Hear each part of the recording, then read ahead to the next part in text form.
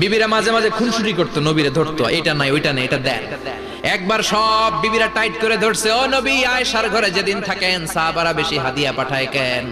আমাদের ঘরে যেদিন থাকেন পাঠায় না কেন? কালকে জুমার নামাজের পরে ঘোষণা দিবেন সবার ঘরে সমান সমান হাদিয়া।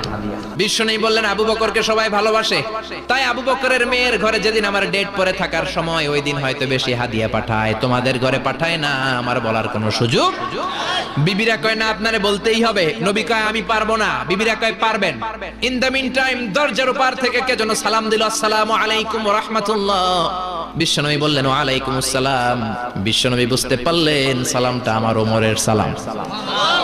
বিশ্বনবী সালামের উত্তর দিয়ে বিবিদের দিকে তাকায়, দেখে একটা বিবি ওর সামনে নাই, সব উদাও, ভ্যানিশ হয়ে গেছে। ওই যে ওমর, সুবহানাল্লাহ পড়বেন না? এই জন্য ওমরকে শয়তানও ভয় পেত।